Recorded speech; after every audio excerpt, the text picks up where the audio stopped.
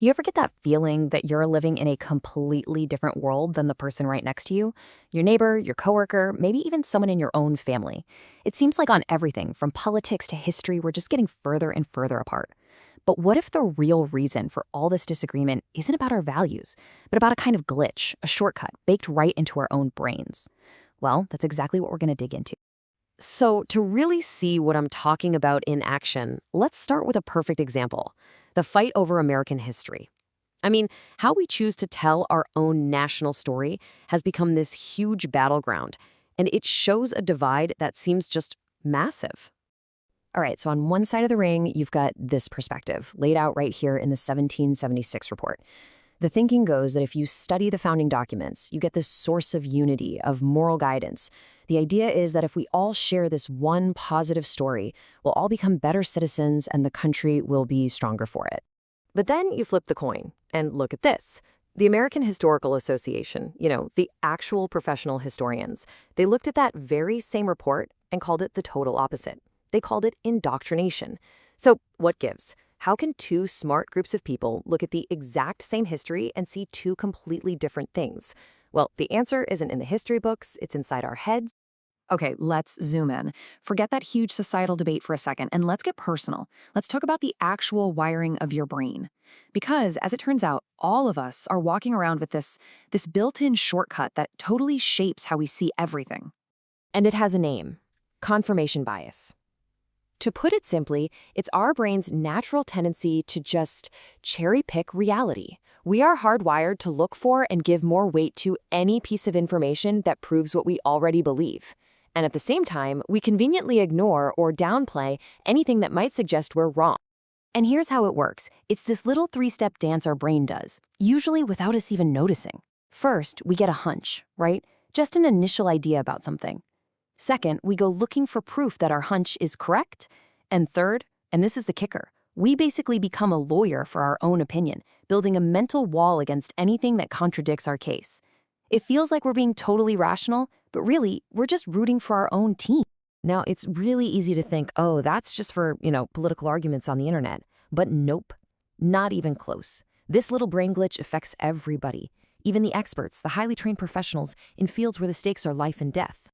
Yeah, you heard that right. Being an expert doesn't make you immune. It doesn't matter if you're a doctor, a lawyer, a financial genius. At the end of the day, your brain has the same wiring as the rest of us. The difference is, when their biases kick in, the consequences can be, well, pretty serious. Just look at how this plays out. A doctor, for instance, might latch on to their first idea for a diagnosis. That's a related bias called anchoring. And then confirmation bias takes over, making them see only the symptoms that fit, while totally missing the clues that point to the real problem. In the legal world, it can create tunnel vision, where investigators only look for evidence that proves their suspect is guilty. And in finance, mix a little overconfidence with confirmation bias, and you've got a recipe for some really bad investments. So let that sink in for a second. This isn't just some abstract concept. We're talking about a doctor who might overlook life-saving symptoms, a judge whose sentence could be influenced by the first number they heard, or police so focused on their chosen suspect that they engage in what's been called guilt-confirming endeavors. The impact is absolutely profound. All right, so we've established this bias is a powerhouse inside one person's head. But what happens when you multiply that by millions of people? Let's zoom back out now and see how this one little shortcut can scale up to create the massive social divides we see everywhere. You've probably heard the usual suspect, right? It's gotta be social media. The theory is that these mysterious algorithms are creating filter bubbles and echo chambers, just feeding us exactly what we want to hear until we're trapped. And yeah, it makes a lot of sense on the surface. But is it really the whole story? Well, some top-tier researchers at the Royal Society, a really big deal in the science world, decided to actually test that assumption.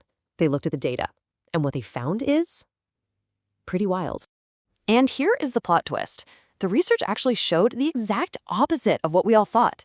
It turns out, algorithms often show people more diverse news sources than they would choose on their own. They can actually break us out of our bubbles. So if it's not the tech trapping us, what is it? It all comes back to us. Human choice. What the data really pointed to was this: the biggest reason these echo chambers exist isn't because of technology, but because a small, but very passionate, very partisan group of people are actively choosing to build them. They are seeking out only the information that confirms what they already believe. The tech might make it easier, but the driving force is human nature. Which brings us to an even deeper question, doesn't it? If we're the ones building our own information bubbles, then maybe this tendency we have to doubt, to distrust, to disagree, maybe it's something fundamental. Maybe it's part of our factory settings. And it kind of looks that way. Scientists have actually pinpointed a spot in our brains, the dorsolateral prefrontal cortex, that lights up when we're feeling doubtful or distrustful. It's the part of the brain that helps us weigh ideas and kick out the ones we don't want. So questioning what you're told, it's not a personality flaw. It seems to be a basic brain function. And here's the catch-22, right? That built-in doubt mechanism is absolutely vital. It's our tool for critical thinking. But in the modern world, where we are bombarded with information, it also leaves the door wide open for misinformation and science denial. It's so important to remember that science doesn't really offer absolute truth with a capital T. What it offers is a preponderance of evidence, a massive, overwhelming case built on tons of collective work and testing. I mean, just think about a number like 97%. That's the incredible level of agreement among publishing scientists on huge topics like human-caused global warming and the safety of vaccines. Our individual, hardwired instinct to doubt might make us hesitate, but that hesitation is running up against a literal mountain of collective evidence. So that's where we land.